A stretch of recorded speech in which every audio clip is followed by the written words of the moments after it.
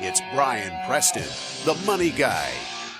So let's jump in with the 20-year-olds. Okay. Now, look, I'm a little bummed because I'm the Rodney Dangerfield of this content team. It's because I wanted to change this to a big bowl of piping hot spaghetti instead of don't blow your shot. I mean, I think that this ought to be don't miss Mom's spaghetti. And this is, of course, a reference to Eminem and 8 Mile.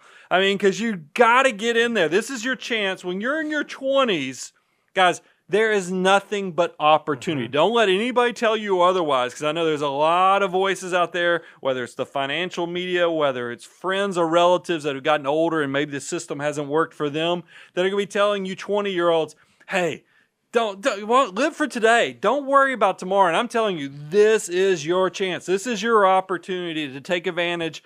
Don't miss it. I learned this when I was in college. The most valuable money you will ever save in your entire life is the first money that you save. So if you can create a habit early on in your early 20s, when you first get that first job, when you first start thinking about the future, and you can get those soldiers going into your army of dollar bills, you will be amazed at what that can do for you. Again, if you haven't gone to the website, go to moneyguy.com/resources.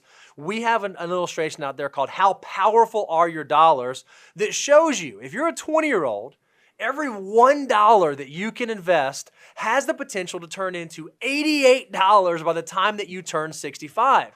But if you wait, that power begins to decrease. So don't blow your shot in your 20s when you have the maximum earning potential on your army of dollar bills. So we've taken it a step further. We've actually calculated some numbers. I'll let you kind of start pulling these up on there because I think this will make our point even more so. So the first thing I want to do is do sort of a survey of where we are. Like, where do we stand relative to our peers? Well, according to 401k data compiled by Fidelity, the average 401k balance for someone in their 20s is $15,000. That's the average 401k balance that they house.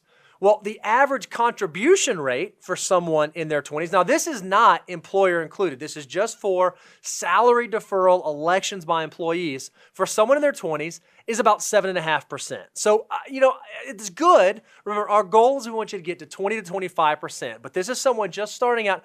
I'm happy to see that we have 7.5%, that we're at least moving in that direction. Well, look, and I'm not going to go too hard on my early 20-somethings because we all graduated from either high school, college. We get out there in the workforce. It didn't all happen overnight. I mean, look, my goal coming out was save $100 a month. Yep. I mean, that was really what I was shooting for because I knew $100 a month when I was in my early 20s. Did it long enough, compounded it. It was going to be $1 million just off $100 a month. But I knew eventually it grew into even more of that was the goal. I know by the time you close out the decade of your 20s, according to Fidelity, with the largest 401k provider, you do want to at least have 1.2 times your income, hopefully by the time you reach age 30. So it's a really good spot check. If you take your current income, multiply it by 1.2, do you have that much saved up in your liquid portfolio? But we wanted to take it even a step further because we think when you are starting out, when you're in your early 20s, it's really about your savings rate. How much should I be saving to live the life I want to live and move in the direction I want to move? And so we thought we'd do some numbers. We thought we'd put some math behind this. Well, and I love this because I know what's coming. And we tell you need to be saving 20 to 25% of your gross income. 25% is to grow. The goal, I don't know why I said grow, but it is the goal to grow it. It also is the grow. But here's the thing that I think is always a lot of you guys, just like I talked about, you're in a struggle. You're brand new. You're freshly minted in the workforce. There is a battle for every dollar that comes from your paycheck. Is that going to rent? Is that going to student loans? Is that going to car payments? But here's the great news. A little goes a tremendously long way. And you're going to see that as we start showing you these stats because here's what we've set up. We basically did a calculation where we were saying if you just wanted to have a retirement lifestyle that had replaced 60% of your working wages, because let's face it, when you retire, you're not going to have as much in taxes. Sure. You're not going to have to save for retirement anymore.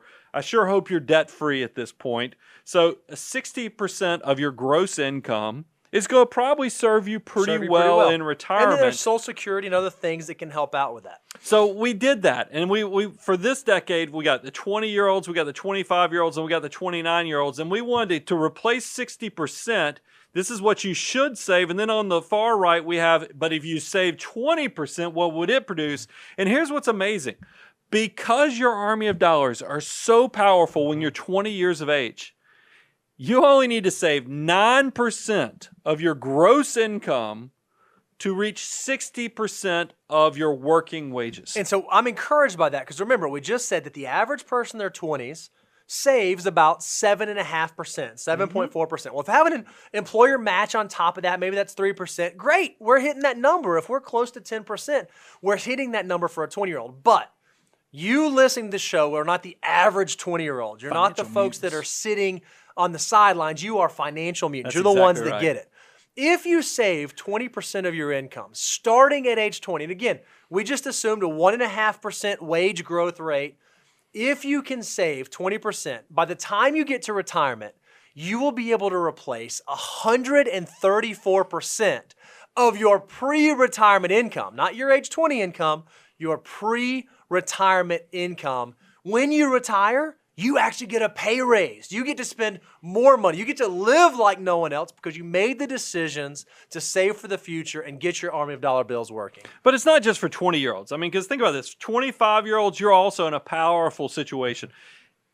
11% will replace 60%, and then you're still going to get a pay raise in retirement if you're just saving 20% of your gross income. That will probably get you a retirement that's 105% of your working wages. If you're someone who waits, though, and you don't start earlier in your 20s, and you start from zero, starting at age 29 at the end of the decade, if you want to replace 60% of your pre-retirement income, you do need to save about 14%. So now we're getting closer to that 20 to 25% that we always talk about.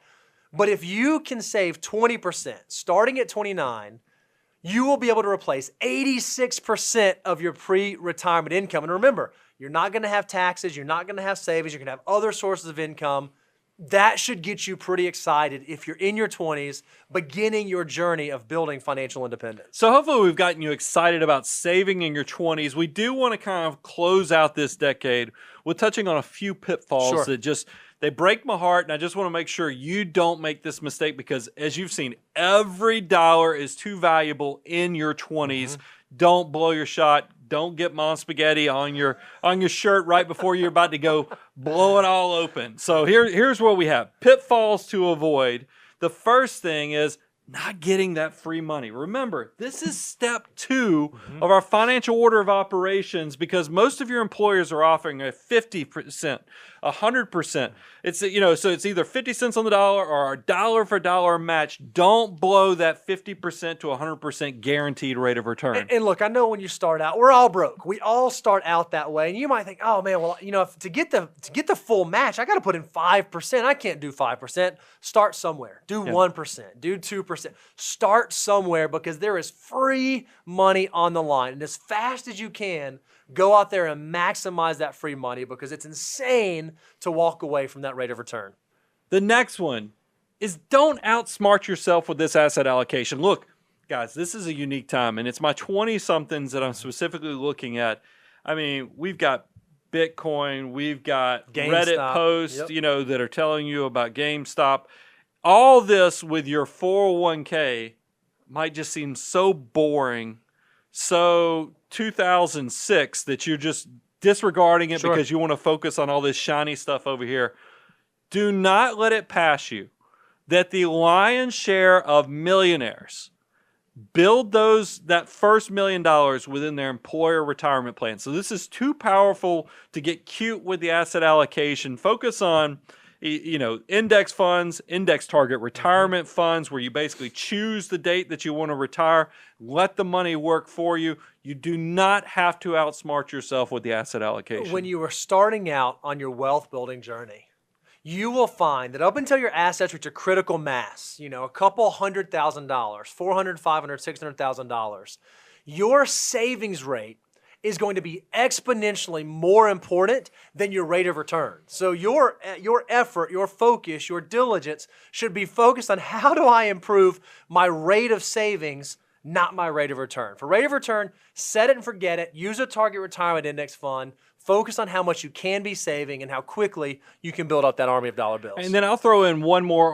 honorable mention for 20-somethings. Guys, a lot of plans now are offering Roth, meaning tax-free Huge. growth opportunities. If you're in a low tax bracket, plus the fact that you're super young and you have decades of compounding growth, don't miss out on that opportunity to make a Roth election with your 401k.